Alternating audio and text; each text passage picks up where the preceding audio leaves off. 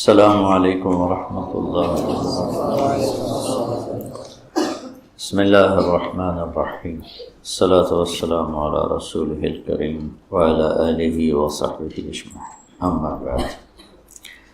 اور میرے اللہ نے اسلام میں عورت کو عزت دی، یہ ماں کے روپ میں ہو تو اس کے قدموں تلے جنت دکھائی، یہ بیوی کے روپ میں ہو تو اللہ نے فرمایا اعلیٰ درجے کا مسلمان وہ ہے جو بیوی سے اچھا سلوک کرتا، یہ بیٹی کے روپ میں ہو تو ایک بیٹی کی شادی کر دے تو جنت میں نبی کے ساتھ ایسے ہو جائے۔ اس طرح میرے نبی نے یوں اشارہ کر کے دیکھا۔ یہ بہن کے روپ میں ہو تو بہنوں کو پروان چڑھا دے، بیٹیاں نہ ہوں، اور بہنوں کو حصہ بھی دے، شادی بھی کرے، رخصت بھی کرے، خیال بھی رکھے تو جنت اس کے لیے واجب ہو جاتی۔ پہلی بیٹی پیدا ہو، پہلا بیٹا پیدا ہو، ہم خوشی مناتے ہیں، دیگیں چڑھاتے ہیں، بکرے ذبح کرتے ہیں، آسمان سے کچھ بھی نہیں ہوتا۔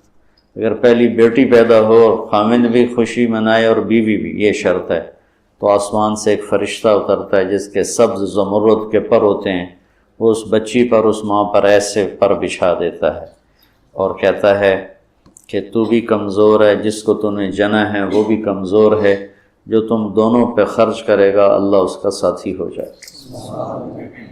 بیٹا پیدا ہو تو کوئی فرشتہ نہیں آتا، بیٹی پیدا ہو تو یوں فرشتے نازل ہوتے ہیں۔ تو اللہ تعالیٰ نے عورت کو عزت دی، مقام دیا، ہر رشتے میں، ہر روپ میں اس کو ایک عالی شان مقام دیا کہ یہ کھلونا نہیں ہے، یہ تمہاری ہوس کو پورا کرنے کا آلہ نہیں ہے، اس کو اللہ نے عزت دی ہے، اس کو عزت کے ساتھ ہر رشتے میں اس کو عزت دو۔ اور علماء فرماتے ہیں کہ اللہ سیدھا دائیں طرف زیادہ افضل ہے بائیں سے، لیکن اللہ تعالیٰ نے اماں حوا کو بائیں طرف سے پیدا کیا، آدم علیہ السلام کی بائیں پسلی سے نکالا، تو بائیں طرف دل ہوتا ہے، سیدھی طرف دل نہیں ہوتا، دل الٹی طرف ہوتا ہے۔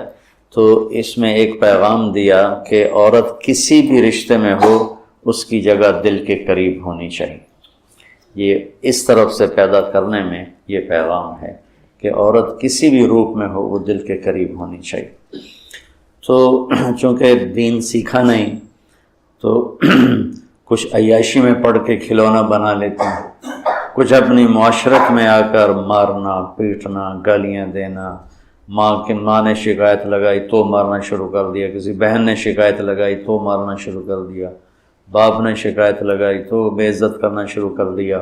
یہ میرے ماحول کی چیز ہے اور میں آئے دن یہ بھگتتا رہتا ہوں، سنتا بھی رہتا ہوں اور کڑتا بھی رہتا ہوں کہ میں کیا کر سکتا ہوں، یا میری ایک آواز ہے وہ کہاں تک پہنچ سکتی ہے، اور پہنچے بھی صحیح تو کوئی سنے، یہ میرے بس میں کہاں ہے، سن بھی لے اور اس کو سمجھے عمل کرے، یہ میرے بس میں کہاں ہے۔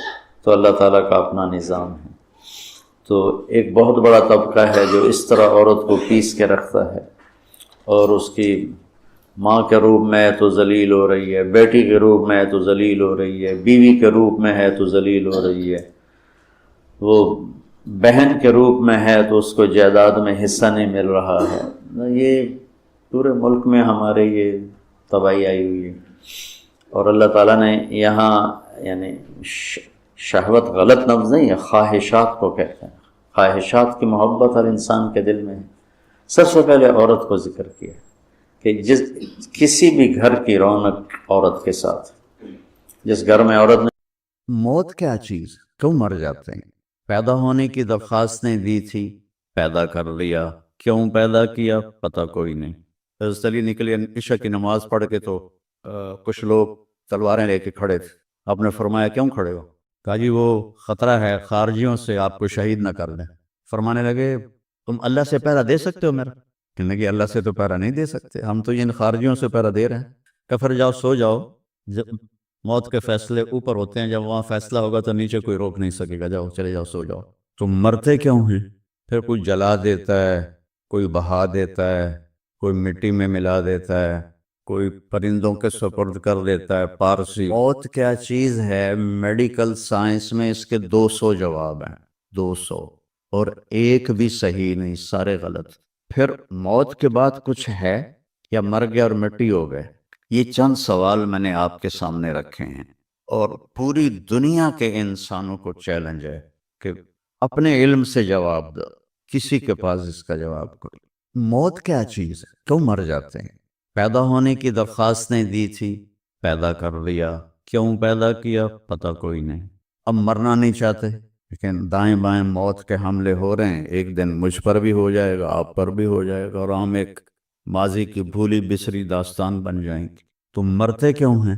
پھر کوئی جلا دیتا ہے، کوئی بہا دیتا ہے، کوئی مٹی میں ملا دیتا ہے، کوئی پرندوں کے سپرد کر دیتا ہے، پارسی وہ اوپر رکھ دیتے ہیں، گدھ آ کے کھا جاتے ہیں۔ تو یہ موت کیا چیز ہے؟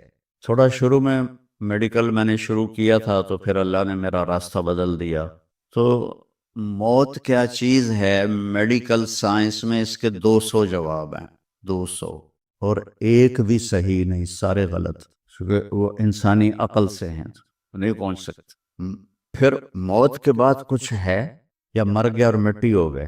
یہ چند سوال میں نے آپ کے سامنے رکھے ہیں، اور پوری دنیا کے انسانوں کو چیلنج ہے کہ اپنے علم سے جواب دو، کسی کے پاس اس کا جواب کو۔ موت کون دیتا ہے؟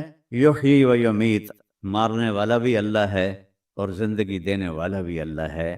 زندگی موت کا نظام میرے اللہ کے ہاتھ میں ہے، زمین پر نہیں ہے، اوپر فیصلے ہوتے ہیں، زمین پہ فیصلے نہیں ہوتے۔ حضرت علی نکلی عشاء کی نماز پڑھ کے، تو کچھ لوگ تلواریں لے کے کھڑے تھے، آپ نے فرمایا کیوں کھڑے ہو؟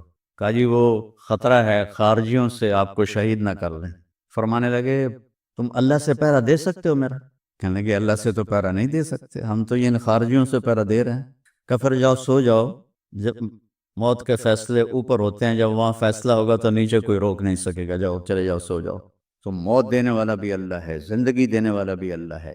موت کے بعد کیا ہوگا وہ بھی ہمارے اللہ نے ہمارے نبی کی زبان سے ہمیں بتایا کہ میرا رب اذا زلزلت الارض زلزالہا، زمین میں زلزلہ آئے گا، اذا السماء انفطرت، آسمان پھٹے گا، اذا الشمس کورت، سورج بے نور ہوگا، اور پھر موت کا حکم آئے گا۔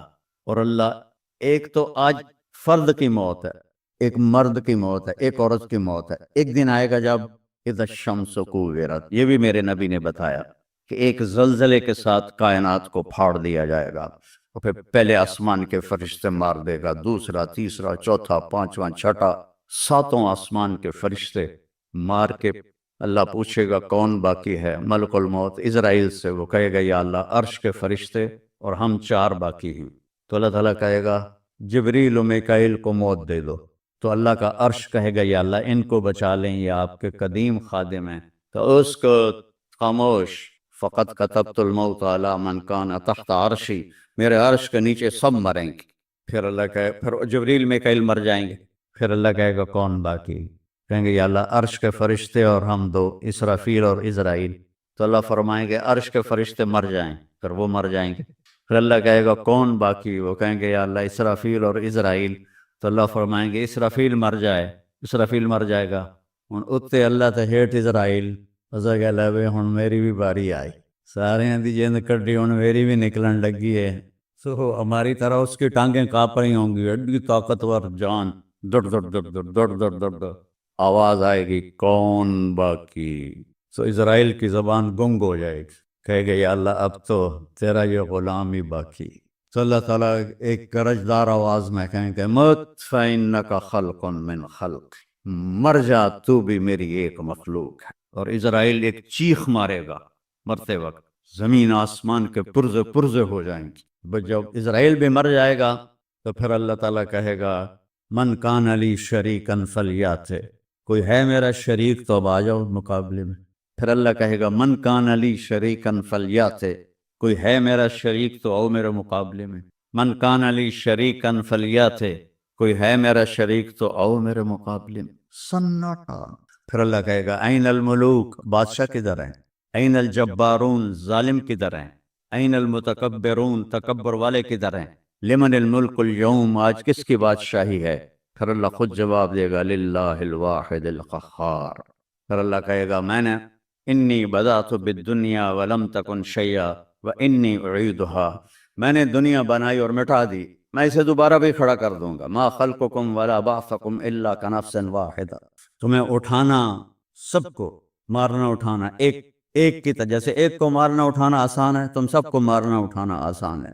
اور پھر ایک دن آئے گا جب اللہ تعالیٰ ہمیں قبروں سے نکالے گا۔ جن کی زندگی نافرمانی کی ہوگی وہ کہیں گے یا ویلنا من بعثنا من مرقدنا، ہائے مارے گئے، ہمیں کس نے اٹھا دیا؟ بچوں دعا کرو ہم ان لوگوں میں نہ ہوں۔ اس تھوڑی سی زندگی کو یہ عیاشی کے لیے نہیں ہے، یہ موج میلے کے لیے نہیں ہے، یہ اللہ کو راضی کرنے کے لیے ہے۔ سنبھل کے چل، کل پاؤں میرا کاسا ہے سر پہ جو آ گیا، بولا سنبھل کے چل سر راہ گزر، میں بھی کبھو کسی کا سر پر غرور تھا۔ تو یہ وجود ڈھانچہ میں بدلنے والا ہے، ڈھانچے میں ہم ڈھلنے والے ہیں، ہڈیاں بکھر جائیں گی۔ تو اللہ تعالیٰ جب سب کو ایک دم کھڑا کرے گا تو کہیں گے من بعثنا من مرقدنا، یہ ہمیں قبروں سے کس نے اٹھا دیا؟ تو جو اللہ کو راضی کر کے گئے ہوں گے وہ کہیں گے ھذا ما وعد الرحمن وصدق المرسلون، آج وہ دن آ گیا جس کا اللہ نے وعدہ کیا تھا اور نبیوں نے سچی خبر دی تھی۔ اور پھر لوگوں کو ہانکا جائے گا، عراۃً ننگے، حفاتً ننگے پاؤں، حاسراً ننگے سر، ننگے پاؤں، ننگے سر، ننگے بدن، سب میدان معاشر کی طرف چلیں گے۔ آپ نے فرمایا جب لوگ نکلیں گے اللہ سب سے پہلے ابراہیم علیہ السلام کو کپڑے پہنائے گا، اس کے بعد پھر مجھے کپڑے پہنائے گا، اور اس کے بعد پھر اللہ بلال کو کپڑے پہنائے گا، اور اس کے بعد سارے مؤذنین کو کپڑے پہنائے جائیں گے۔ باقی یہ ڈگریاں یہیں رہ جائیں گی۔ وہاں اذان دینے والے کی قدر دیکھو کہ نبیوں کے بعد ان کو کپڑے پہنائے جا رہے ہیں۔ معمولی سا تاجر بھی بیچارے کو ڈانٹ دیتا تو حالی تک اذان نہیں دیتی، تو کتنے دفعہ ہو گیا اسے تو حالی تک اذان نہیں دیتی۔ تو پھر جب اس طرح پیپر چھوڑے جائیں گے نا، یہاں تو آپ کو پیپر پکڑائے جاتے ہیں، وہاں پیپر چھوڑا جائے گا، اور کسی کے الٹے ہاتھ میں آئے گا خود بخود، کسی کے سیدھے ہاتھ میں آئے گا۔ جس کے الٹے ہاتھ میں آئے گا کہے گا ہائے مارا گیا، یا لیتنی لم اوت کتابیہ، یہ پیپر میرے ہاتھ میں کیوں آ گیا، ولم ادر ما حسابیہ، مجھے تو پتہ نہیں تھا حساب ہوگا، یا لیتنی لم اوت کتابیہ ولم ادر ما حسابیہ، یا لیتہا کانت القاضیہ ما اغنی عنی مالیہ ہلک عنی سلطانیہ۔ وہ کہے گا ہائے میں مر گیا، میں نے واپس کر لو، میں دوبارہ لاہور بڑے چنگے کام کرنا ہے، بڑا نیک بن کے چلنا ہے۔ لگے گا خذوہ فغلوہ، اس کو پکڑو اور جکڑ دو۔ او میرے بچوں، جہنم کی آگ سے سوئی کے ناکے جس میں دھاگا ڈالتے ہیں اتنا سوراخ کر دیا جائے، اور اس سے جو آگ کا شرارہ نکلے گا وہ پوری کائنات کو جلا کے راکھ کر لے گا، اور وہ انسان وہاں گریں گے، اس میں نافرمانوں کو جانا پڑے گا۔ جو یہاں شرابیں پیتے رہے ان کو آگے جہنم کی گندگی پلائی جائے گی، وہ حوض کوثر نہیں پی سکتے۔ جو یہاں فحاشی کا شکار ہوئے انہیں وہاں جہنم کی گندگی پلائی جائے گی، وہ جنت کے پانی نہیں پی سکتے۔ اور جس کے سیدھے ہاتھ میں آئے گا کہے گا ہو مقرؤ کتابیہ، وہ نعرہ لگائے گا او میں پاس ہو گیا، او میرا پیپر ویکھو۔ ہم جو سینٹرل ماڈل اسکول بہت ٹاپ کا اسکول تھا 60s میں، 3 اسکول بڑے تھے، ایک ایچسن، ایک سینٹ اینتھنی اور ایک سینٹرل ماڈل۔ میں نے سینٹرل ماڈل میں پڑھا، تو ہاسٹل میں سارے تقریباً ہم زمینداروں کے لڑکے تھے، تو جو کچھ تھوڑے سے جابین والدین کے لڑکے وہ تو پڑھتے تھے شوق سے، اور جو ہم تھے ہمیں وہ زمین کا خمار ہوتا تھا، ہم پڑھتے نہیں تھے اور نقل مار کے پاس ہو جاتے تھے۔ تو وہ مجھے ایک عبد الواحد میرا روم میٹ تھا، اس کا نقشہ مجھے یاد آ رہا ہے اس آیت کے پیچھے، تو وہ بالکل ماشاءاللہ ہمیشہ ہی نیچے سے ہی فرسٹ آیا کرتا تھا وہ۔ تو وہ میں اپنے کمرے میں بیٹھا تھا تو اس کے ہاتھ میں سے پیپر، بھیا دیکھو میں پاس ہو گیا جی، او میں پاس ہو گیا جی، او میں پاس ہو گیا جی، اے دیکھو اے دیکھو اے دیکھو۔ تو مجھے اب وہ عبد الواحد یاد آتا ہے کہ اللہ کی قسم یہی منظر ہوگا جب سیدھے ہاتھ میں آئے گا نا پیپر، تو چاہے مرد عورت کہیں گے او دیکھو میں پاس ہو گیا، او دیکھو میں پاس ہو گیا، او دیکھو میں پاس ہو گیا، تو وہ کہیں گے تو پاس کیسے ہوا؟ وَكَإِنِّي ظَنَنْتُ أَنِّي مُلَاقٍ حِسَابِيَهْ، مجھے پتا تھا میرا حساب ہونا ہے تو میں تیاری کرتا رہا، نمازیں پڑھی۔ سچ بول، آخرت کی تیاری کوئی مشکل ہے؟ اللہ کو ایک مانو، اس کا کوئی شریک نہیں ہے، لا الہ الا اللہ۔